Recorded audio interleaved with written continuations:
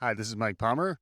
Welcome back to Trending in Education. Today's episode is part of our Best of Trending in Ed series, where we bring back some of our favorite conversations from Trending in Education episodes over the years. We've now done close to 500 episodes, so there's plenty to choose from.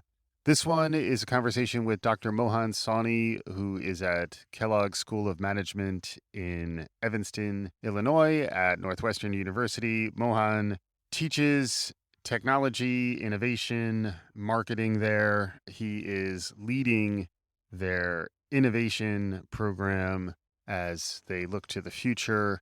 He's been in that role for a little while, and when the pandemic hit, Mohan was forced to apply a lot of the practices that he had been working on, and a lot of the innovation that he had been experimenting with suddenly became front and center. We caught him at the beginning of that conversation. It'd be great to see what he's up to now. Let's pick up here with my conversation with Melissa Griffith and Dr. Mohan Sawhney out of Kellogg School of Management. Thanks as always for listening.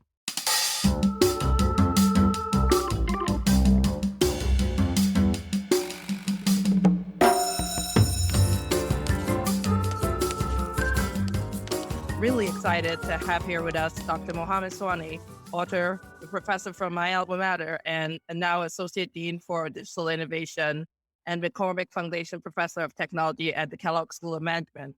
We're here to talk to him about his plans to reinvent the MBA. Dr. Sawhney, opening thoughts? Well, this has been a crazy past few months, as all of you can imagine. Our business as we know it was turned on its head, whether it is executive education or MBA classrooms. We are, as most top business schools are in a difficult position because we sell a very, very high price premium product, which is premised on the value of the in-person experience and the socialization that comes with it. Within the span of a few weeks, we were forced to transition and turn everything into a virtual and digital experience. And we still have a lack of clarity around when we will be able to resume in-person classes. But with crisis comes opportunity. It has been a phenomenal time. I think there's never been a better time to innovate. Yeah. In many ways, it seemed as though you were uniquely prepared for this challenge in some interesting ways. So I'd love it if you could maybe flesh out for our listeners your background and what you were focusing on right around the time of this perfect storm when you hopefully were in a pretty good position to captain your ship. So I have been at Kellogg for almost 28 years and always sort of been interested at looking at the intersection between marketing, technology, and innovation. And I've been really interested in how technology can be used to transform businesses, and our business is no exception. If you think about it, the business of business schools is ripe for disruption. There's an Indian proverb that I like, which is that under a bright lamp, there is a great darkness. We teach business strategy, but our own business models, our business strategy, our value propositions, our offerings are deeply flawed. We have been, for the past several years, pricing ourselves out of the market, creating, the price of education continues to increase. The number of applicants to business schools is declining. And so I think COVID-19 merely added fuel to a fire that was already burning. Which is that our fundamental assumptions about how we deliver education and the cost structure that we have and the reach and scale that we have are simply unsustainable. Right. So looking at this even a couple of years ago, I realized that there is a way to scale our audience to people worldwide and at a more affordable price point. So why don't we explore digital methods of delivering executive education? However, there is an orthodoxy. The orthodoxy is anything that happens in the four walls of the classroom is high value, and anything that is done online is cheap and inferior. And this notion, stereotype, had been strengthened by the failure of the so-called MOOCs, or the massively online courses. Yes. Because I joke that the MOOCs follow the communist work ethic, which is I pretend to pay you and you pretend to learn. Right? It's kind of like 50,000 people show up for a course, 6% of them complete it. So, Right. so in between that extreme of $50 price courses from Coursera or Udemy and the $100,000 MBA, I felt there had to be something in between. Yes. Because, truth is rarely black and white. That is why gray is the color of wisdom. There's sort of some hybrid in between that is better than and more cost effective than either extreme. So this is where I started to work on the creation of what we call SPOCs, which are small private online courses where cohorts of 200 to 300 students taking a 6 to 8 week course, where you do a lot of effort up front to create the video-based content, interactive exercises, self-paced and self-guided interactive learning. You complement that with the community that you build. And then that is actually a flipped classroom because all of the sort of concepts and frameworks are explained in bite-sized videos and exercises that apply those concepts. But then we complement it with live sessions that I host. Right. So we do a series of live webinars to complement where people can ask questions, get into applications. So there's some thoughtful design going into what you're delivering. And why I find that very interesting is that it's a counterpoint to a lot of the emergency remote teaching that happened in the response to COVID, where you were a couple of years, you were actually 20, 30 years ahead, but you were prepared to deliver with some design intent, an online learning program, whereas many others were not prepared to deliver online at all. And that's where they immediately had to hop into their Zoom rooms and just run with it, which is why I think your perspective is really unique. And it's really a great opportunity for us to hear from you, because it also sounds as though you were delivering these SPOCs. By the way, as a Star Trek fan, I also prefer Spock to begin with. It just seems smarter to begin with. But just the idea that you were delivering these SPOCs, you were thinking about transforming through digital, and then COVID happens. I think that's just a very singular moment in time. I think we felt oddly lucky doing a trend spotting show about learning and education where everything suddenly pivoted. To your point, it's like an accelerant, this COVID pandemic. Trends we saw 3, 4, 5, 10 years down the road are now happening, months, weeks away. It's a really transformative time. And then, Melissa, maybe from your perspective, coming out of Kellogg, I'd love to get a little bit of your take on what was your experience as someone who graduated maybe 10 years ago or something. So I think that's an interesting dimension to bring to Dr. Sawhney as well, is like, as someone who had been through Kellogg's program, what did you learn? And then for me, honestly, I got my MBA from the School of Hard Knocks. I've been in business for a while and kind of played with my head up, but I think it's an interesting set of perspectives. So Melissa. I am a class of 2007 at Kellogg. Seems like a lifetime ago. When I went to do my MBA, we're a much different world than we're in right now. It was go to one of these top MBA programs or virtually nothing else out there. Since graduating from it and being in the education space myself, there's so many other choices. First of all, do I go back and get an MBA, or do I go more into technology or data science or data analytics? Like, those are all the challenges. Like, since I've left Kellogg, I've learned all these other skills too that are necessary for going in the world. So I've long looked back at the MBA program, and even being a feeder, like being one of the people who deliver the GMAT, they then gets people into business school. I've looked and said, like, the MBA program, you can see it's declining because they're not innovating quickly enough. And Mohan touched on a lot of what the reality of it is, right? When you're competing, like when you're $100,000 MBA program, competing with less, like, say, the boot camps that are like $10,000, like when a student is making that trade-off, they're not necessarily one for one in the educational quality, but they are, the price relative to the value is probably the return on investment is probably very similar. Right. And I think that's one of the challenges that I've known the MBA was going to have to face. And so it's good to hear the professor talk about moving into small courses, which I think is very needed because of lifelong learning. I know you've done a lot of work on that, Mohan. So I'd love you to talk about just where you see lifelong learning going, because as a lifelong learner, I've felt also that I've had to continue to upskill, and to see Kellogg bringing degrees like that, or any school bringing degrees like that, it's going to be helpful. So, great question, Melissa. And I will sort of start with a confession, which is we have failed you. We have failed you as alums because I'll draw an analogy that in the enterprise software world, what they used to do was sell you a huge block of software which you paid millions of dollars upfront for. And then you would say, we'll see you in 3 years when we come up with a new version. That's how we're doing business education. Yeah. We give you a 200,000, well, it's not 100,000, it's $200,000. No. Yeah. 2 years. When you give you a $200,000 degree, but then Melissa, we tell you, you're done for life.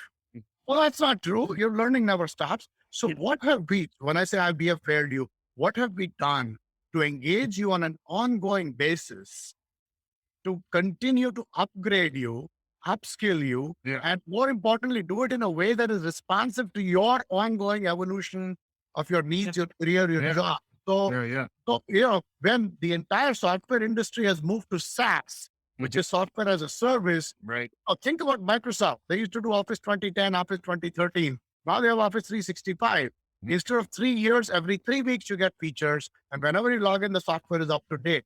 Where is learning as a service? So that is something I'm working on now, is we want to offer you Kellogg as a service, which will, why not create a subscription-based learning service where we use machine learning and artificial intelligence to figure out what is your profile, what are your learning needs. You look at your previous experience and we figure out what is it that you need to learn. Just like Netflix tells you what movies you ought to watch, I will surface for Melissa saying, this is what you need to learn this month. And by the way, the day she changes jobs and her LinkedIn profile changes, my learning algorithm adapts and says, now you've moved into product management. Here's a few things you might want to learn. So I give you a learning passport for life, not just a degree called an MBA. And that way, if you can pay $39 a month for your Peloton, you can damn well pay $200 a month for my service. Now to the math, Melissa. We have 60,000 alums at Kellogg. If 10,000 of them buy into this service at $200 a month, it's $1.4 million a year in subscription-based revenue. And I'd say that the flywheel that you build among your alumni in that context, assuming you get that adoption, if you can build that sense of community, I think people are frequently seeking beyond a degree. That's part of why, like the whole concept of going to business school for the network, this gives you some sort of stickiness to that network and some continuity. I think it makes a ton of sense. Yeah, because not only will I be able to then personalize this learning journey for a lifetime for you, but as you just pointed out, Mike, we can create communities of interest. Yes. Like people in investment banking, people who are entrepreneurs, women in business, women in technology. So whatever your area of it, you can self-affiliate and that organic community of interests can be formed around the content themes and the learning themes. So we are leaving so much money and so much value on the table by graduating our students and wishing them good luck and goodbye forever. Until you come back for your reunion, 10 years later when we ask you for money, and then Melissa turns on and said, what have you done for me lately? Which is why we drop off after about 10 years. We just stop giving back. Is that correct? No, it makes a ton of sense what you're saying, and I know it's an amazing business model. But I think as a fellow Kellogg alumni, I think it's something I want. It's something I crave, right? Like I look to other sources, a need. Yeah. And right now I'm getting it from other sources. So I'm curious, what do you think are some of the competitors that you're going to be facing in this space? Like who would you look at the competitors? Disruption is coming from lots of places. Yeah. And as you know, that rarely is it that the incumbents in an industry are the innovators, Right. So Clayton Christensen, who recently passed. He talked about it a lot. So one phenomenon that I predict will accelerate, it's starting already, will accelerate, is that you will see the emergence of faculty stars. These will be mega brands, and these people will branch out independently and they will create their own streaming or online businesses. It's the Khan Academy. It's Scott Galloway, right? That is the entire model. Galloway and his Section 4, which is, he's now selling thousands of 2-week courses. I think that today, and in fact, this is the distinction, Melissa, between what you did in an MBA and what you need now. What you did in an MBA, you paid for certification, you paid for community. Now you need skills. Yeah. Right? You're going to pay for skills. You're going to pay for relevant and contemporary stuff that will help you on the job. I don't care. You don't want another Kellogg degree. You already have that, right? Yeah. So that is where you can create very targeted, specific skill-based learning that is contemporary, that is relevant to what's going on in business today. I did not teach you did not learn machine learning and AI when you were at Kellogg because this stuff didn't exist then. But now you're going to get it. So if I create a 2-week targeted program, say, here's what you need to learn about platform strategy. Here's what you need to learn about digital payments. Here's what you need to learn about AI. Then there is a huge market for that. And I believe this is going to be, the business schools don't do it. Faculty and third parties, like there is a company like Porsche in Silicon Valley that is creating product management, programs. There's a product school. There's, all of these General Assembly. These are all startup companies that will either rope in faculty or they will rope in industry experts. Right. So to provide these, the other kind of competitor that I see is the universities and institutions that are more savvy online. Right. I point out, there are Southern New Hampshire University. Yes. University of Phoenix online. I mean, these folks have spent years perfecting the delivery model, and I think they can move it to space. Western governors. Yeah. All those guys. Yep. How important, like as Kellogg and a branding school, like how important do you think the brand is going to matter in this space? Like, are the Harvards and the Kellogg's and the Stanfords going to win, or can the University of Phoenix actually supplement and this brand still has value? The brand, because part of why one goes to a top university or a business school is the experience that you have in campus, but also the community and the relationships that you build. So that is still going to have value. But with that said, I think that whole campus experience also needs to be reimagined to make it more accessible, more affordable, and more convenient. I will make a prediction that, at least this is my agenda at Kellogg, where I'm leading digital transformation initiative, that in 12 months, and that's an aggressive schedule, but in 12 months, no course we offer will remain untouched by digital first DNA. That doesn't mean it'll be taught online. It means that we will add some asynchronous components. We'll add some, so let me point out, an example. Why is it that if you go to a Wharton or a Harvard or a Kellogg, where there are 700 people in a class, why is it that 10 professors teach you the fundamentals of accounting in a classroom, right? Where everybody's teaching the same stuff. And by the way, those accounting principles are quite, they're stable. It's standard. Yeah. So why is it that we cannot take the best of those professors, record the lecture-oriented components in small bite-sized video modules, along with interactive self-paced knowledge checks and exercises, and then move that into asynchronous mode? Then you will still have in-person experiences. You'll come to the classroom. When the classroom, what I might have is a CEO who comes in and says, here's my balance sheet, analyze it. It's an interaction, it's debate, discussion, it's action learning. So we use digital for what digital is best at.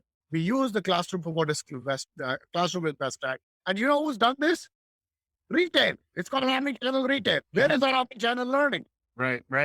So that combine the best of online with the best of in person to create hybrid learning experiences that are superior to what we do today.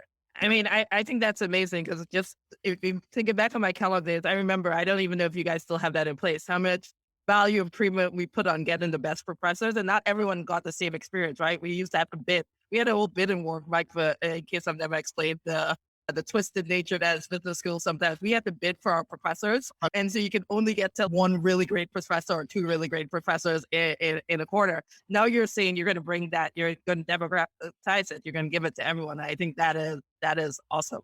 I take 50% of the content that's lecture oriented and I move it online. Now I'm left with 10 sessions in class. I can do one of two things. I can either teach twice as many students so my productivity is doubled, or I can have half as many students in the class, which, by the way, is what we are going to be forced to do with COVID-19. Yeah. Distancing in the classroom. Right. Now, instead of 60 people vying for airtime in a classroom, I have 25 students who I can really personally engage with in a more intimate way. And by the way, I'm not lecturing to them. I'm engaging and interacting with them. So it's a better experience. So for the students, it's a better experience for faculty. Yeah, I have a related thought just around this as well in light of the emotionally tumultuous world that we're living in these days. Is how do you then also train the whole student, engage the emotional side of your student body, and then also make sure you're reaching a diverse enough set of students, some of whom may be really struggling with a lot of the turmoil that we're all facing these days. So I'd love to get any of your thoughts on Yeah, that. no, I think this stuff gets very real, Mike, because I taught about 150 students in the spring, and two of them, one was recovering from COVID-19, and the other one had just been diagnosed and Yep. was going through the disease. Hmm. So this gets very real. Also, I had students who were stuck in India, Hmm. students who were stuck in Texas, students who were stuck in Boston. Yeah. So I was actually teaching a global audience, even though Mhm. these were all Kellogg full-time MBA students. So Right. Right. so here's a few things that I did, and I strongly recommend that professors try to think about experiential innovation instead of just pedagogical innovation. Mhm. You're teaching human beings, not just content. Right? Yeah. Yep. So what I did in the week prior to class was I set up one-on-one meet and greets with individually with students. I had a sign up sheet on Google. They signed up, and it was just a 5 minutes get to know you, because it's going to be much harder for me to kind of put names to faces in Yep. when you have 50 people on a video screen. So, and it was just also meant to be a health check. It's like, Yeah.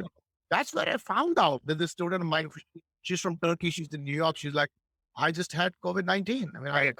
I just, so it was you made it out human. So that way I got to know my students one-on-one Mhm. before they came to class. The other thing that I did every week was I hosted virtual office hours, Mhm. one-on-one. So anybody wanted to come, talk, meet. And by the way, you can you can create short 5 minute, 10 minute, Yeah. check-ins. Mhm. Then I did something crazy at the end of the class, which was, I was teaching an evening class. An evening class was around dinner. And so I said, here's what we're going to do in the final class. I had a bottle of wine personally delivered to every student's home. Nice. Nice. And if they didn't drink wine, I had a pizza delivered to them. And then in the last 20 minutes of the class, we had a final toast. Nice. But we had students who were graduating. Mm. Yeah. So we all brought out our wines. And then I also found out that amongst my students, there was a guy who was a stand-up comedian. There's another person who was a singer. Oh, wow. And my course moderator, who is a rapper. So we had a performance. Yeah. We also told them, bring your pets, bring your significant others, bring your kids. And it was a virtual send-off. Wow. I feel like you could monetize that. I would recommend that faculty really think not faculty to student, but human to human. Mm. And one has to go that extra mile to make the virtual appear human, but it Mhm. Mhm. So I know this. So we're all very excited about what you're doing here. What are you worried about? What do you think are the downsides of going more online, bringing more flipped classroom into the model? Melissa, the first thing I'm worried about is us. I have met the enemy and they are us, which is faculty along. Yeah. People don't like change. Change is disruptive. Change is uncomfortable. And I think that what we are realizing and what I am personally realizing is teaching virtually is not teaching, it's performance. It's a Mhm. performance. Which means you need camera presence. You need, Yeah. look at me, I'm gesturing. Yeah. A lot of look at the time. Yes. And also your energy, the camera flattens you. Yes. So you have to inject. I am exhausted when I finish 6 hours a day sometimes during the week. Yeah. Yeah. And it in my estimate takes about 25% more energy Mhm. to teach when your camera is your favorite student as opposed to your classroom. Right. So I think that moving faculty into that mode of Mm. sort of delivering, particularly now when you start to create professionally create short content. Yeah. You're in a studio. You are actually. It's like shooting a movie. You're creating a program. You got to do post production. Yeah. Mhm.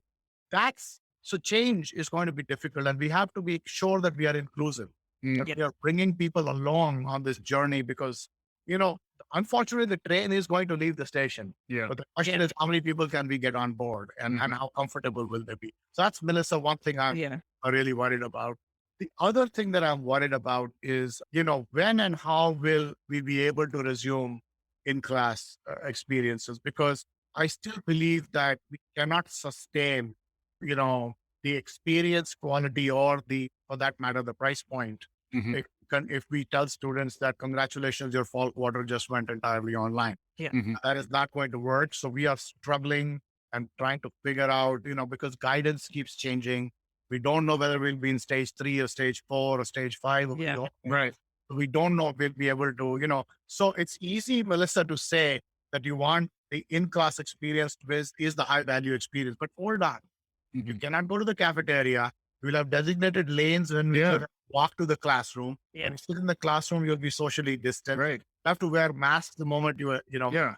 get in the classroom. The professor will be separated with plexiglass. Right. So it's going to be a crappy experience, Yeah. So even in the classroom, and by the way, you can't hang out, you can't Yeah. sit. Your anxiety will be Anxieties are high, people are stressed, and the whole value of serendipitous, Yeah. hallway conversations. In fact, you're going to be told to leave the building. Right. If you don't have a no serendipity. no serendipity, no Yeah. particular conversations. Yeah. I'd Mhm. worry about that. Mm.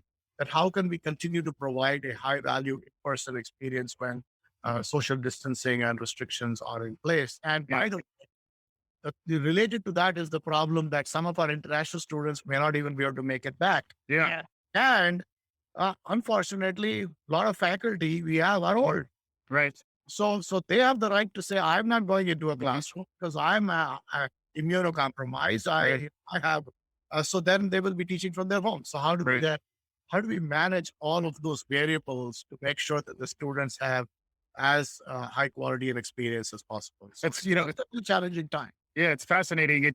Some of the technologies that I thought were just kind of farcical years ago, I think are going to become much more relevant in the future, particularly around telepresence. Like the idea of feeling as though I am proximate with others. It's part of why Zoom, I think, has done so well in this period, is that it is a good proxy for being in the same physical space as other humans. But I think as humans, we want public spaces to engage in. Even though I have a very minuscule percent chance of catching COVID, I still go to the coffee shop to buy coffee because I want to be in a physical space with other people in my community. Like that's just I think, part of what it means to be human. And that's why it'll be interesting to rethink that when one specific physical space has been the prevailing concept of the graduate school. Whereas if you were Starbucks, which is another brand that's been getting a lot of attention lately, they're everywhere. Like they are in every physical location. Warby Parker is another one that I was thinking about as well when you were talking, where like if Kellogg had kiosks, or if there was a way for you to have satellite instances of the physical experience. Hold it. We're working on it. Oh, really? We're working on it. So let me explain. And by that, this brings the world of virtual and physical together in a very creative way. Mhm. We are running a pilot with an interesting startup company that has created a holographic telepresence platform. Nice. So essentially, it projects a live hologram of the speaker onto a virtual stage or a physical stage in a remote location. Mm-hmm. Imagine that I could be in conversation with Satya Nadella and Jeff Bezos in Seattle on the same stage, Mm-hmm. projected live as holograms, projected to Beijing, projected to Delhi, projected to Sao Paulo. So Yeah, they have studios around the world, so they do 3D capture. that's And then cool. what you see is, so I can literally be talking to you, Mike, Mhm. on a stage, Right. Yeah. but we are thousands of miles apart, and the audience may be in a third location. Right. So that is a combination of physical and virtual, because the audience will be physical, Right. location, Mm-hmm. but the projection is done digitally. So That's there are some interesting new modalities. Yeah. Let me just say here that Zoom is just like I think telepresence on training wheels. Exactly. Yeah. It's a good short term, easy Yeah. to use, but it is a very crappy platform relative to what you can do. And even 4 years ago, I did another pilot, Mm. and 4 years ago, I did a pilot with Cisco with telepresence, where I taught a course. Mhm. I taught 4 classes to 7 locations worldwide, where we had audiences come into the Cisco offices. Yep. So they have telepresence in all those Right. locations. I remember. Yeah. So I taught in a classroom, which was the Rosemont office in Chicago, Mhm. but we had satellite connections in Beijing, Yeah. in Jerusalem, Mhm. in Frankfurt, in Miami, and so on. So in each of those places, I had about 7 to 10 alumni Yep. who came physically to the office, and I ran a classroom, and it was immersive. Yeah. Bet. It was just like being in a classroom together. Mhm. So that, what I believe is there's a lot of opportunity at the high end, Yeah. create premium immersive digital experience Yes. for learning that I think not a lot of people are sort of, exploring right now. Right. Life beyond Zoom. So you have an audacious goal, like that you said on your LinkedIn profile, that had me grappling with how are you going to do this of 10x value. You're going to Yeah. create 10x value for the students and for Kellogg when we go to this digital platform. My question is how, and two, how are you going to measure it? As Well, I mean, we've in some sense already created 10x. Let's look at my SPOCs. Yeah. So in my in-person classes, my capacity is that I teach about 60 students. I teach 3 classes, give or take, maybe 200 students. If my classes are entirely full. A lot of faculty, their classes don't fill up. So 150 is the average number of students that you teach, and the cost to put on an average MBA course, hang on to your seats, is north of $125,000 per class. Mm. Because the fully loaded cost for a Yeah. faculty member is Yeah. $3,000. That is 3 class. Let's put it another way. If I pay fully loaded a faculty member about $400,000 a year, Mhm. and they teach 200 students, so that's a cost of $2,000 per student. Yeah. And by the way, I'm not even looking at physical plant and all of Right. Yeah. Right. that straight over. Mhm. Relative to that, in my SPOCs, I've designed 3 courses: one on product strategy, one on digital marketing, one on AI. I've been in the market for about 16 months, and we have enrolled over 5,000 students in my courses, and it's at a $2,500 price point on the average. Mhm. So if you do the math, that's 12 million in revenues. Mm. Mm. And I won't tell you what our margins are, but let's just say they're good, because the variable cost is very low. So I think, Melissa, even if you say that the experience is 0.5x, yeah. since I've gone 20x Yeah. in scale, I think I'm at 10x in terms Right. of values. You need a new goal, I guess. Yeah, I mean, Well, no, I'm going to ask a couple more questions because I am curious. You have done that. So what, are you teaching purely, is it live or you just? the combination, as I said, this is SPOCs includes some live, but only 20% of the content is delivered, or the contact hours are live. So Uh-huh. that is where the scalability is coming from. I'm running these courses on 8-week cadences. I'm doing 6 deliveries a year times 3 courses, 18 deliveries, for which I do have to run 4 webinars each. So I will do 75 hours of webinars in a year, but that ends up producing 12 million in revenues. Mhm. And then my second thing is the value for me now, the student. How are you bringing me, your alumni, back, the untapped person that you filled? How are you getting me back into this? Because right now, $2,500 for one course does not seem like a value proposition that I'm rushing back for yet. But you did mention early on that, like, actually paying like a monthly subscription. Yeah, I think that there will be a continuum. There will be a continuum that goes all the way from one extreme is your 2-year, $200,000 degree. Yeah. Right. Next level will be sort of an executive program that you can take for a person 2 to 3 weeks at maybe $20,000. Mhm. Next level is SPOCs that you could take at $2,500. The next level below that is what Scott Galloway and company are doing, which is 2-week programs at $500. Yeah. Mhm. They're very targeted, okay? And then the next level down will be a subscription-based ongoing service. Yeah. Right. I think that as business schools, we need to bridge that entire continuum of sort of from one end of sort of a monthly subscription, almost like a Netflix type of subscription, all the way up to that, gold-plated premium degree that you offer. So we are working hard to fill up different points of that continuum with offerings. We are not there yet with all of these different. And by the way, these offerings are arranged, as you can see, Yeah. in increasing order of scale, but also descending order of sort of the cost and it's some compromise to the richness of the experience, but Right. not as much as people would think. So, But then also it was interesting when you were musing a bit about the highest end of this to justify the cost and the return in terms of the value exchange for the learner.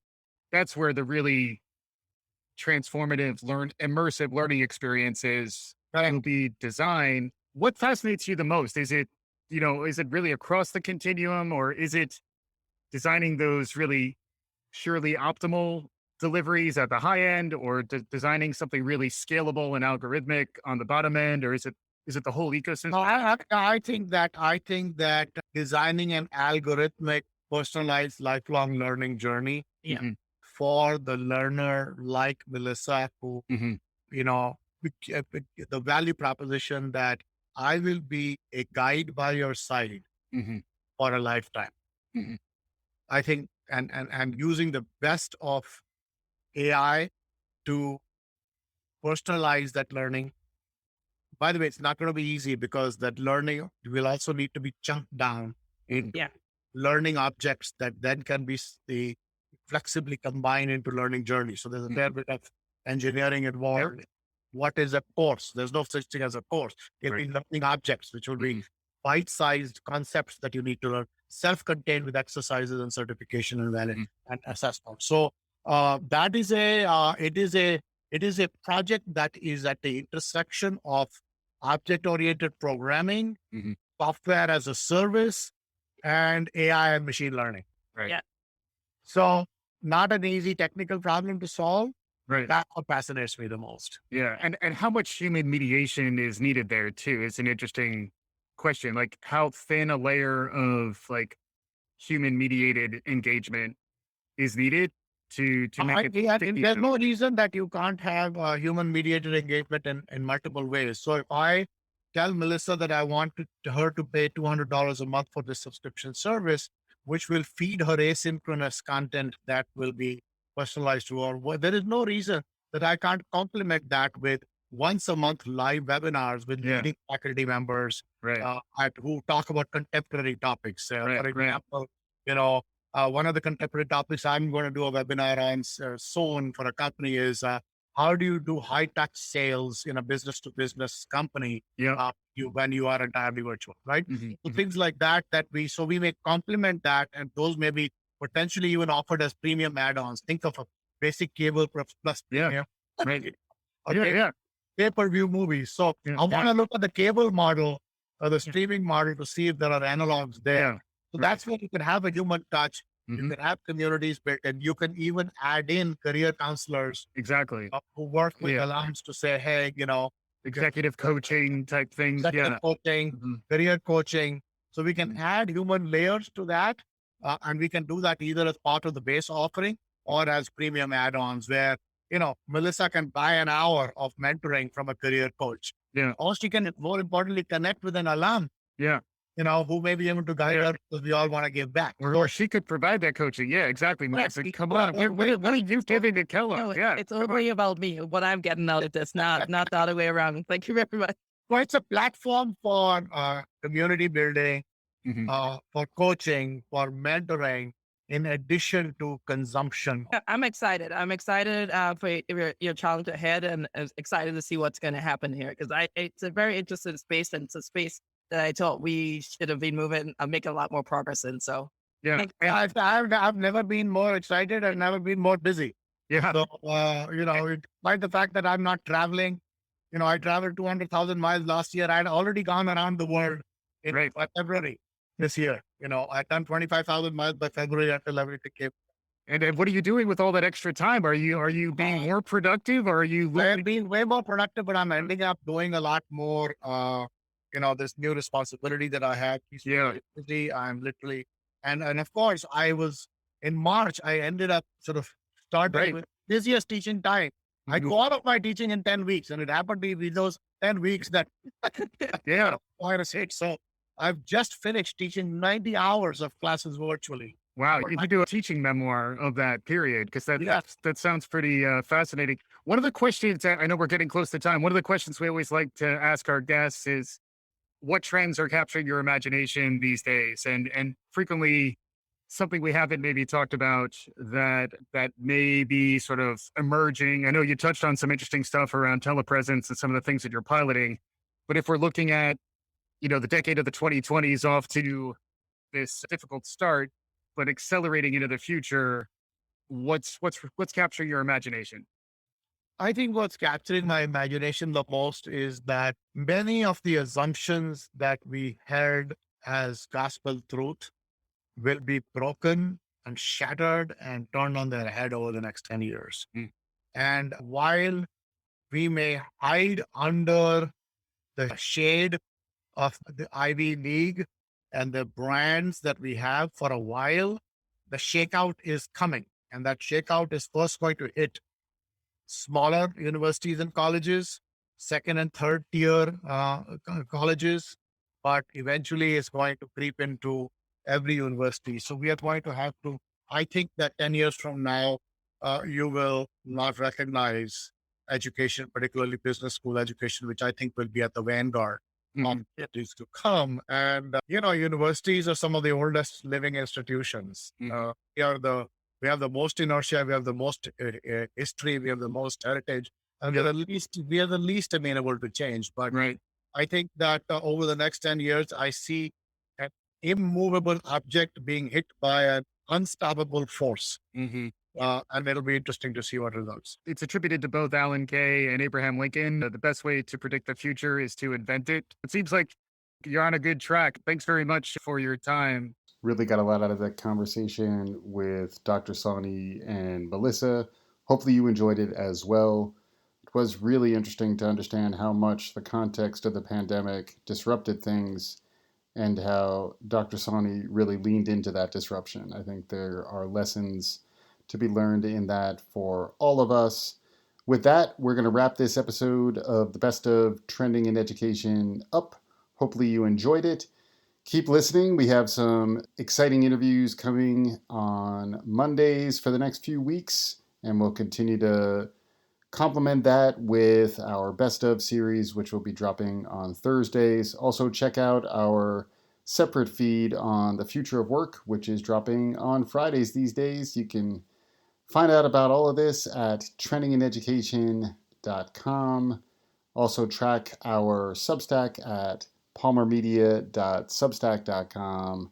Thanks as always for listening.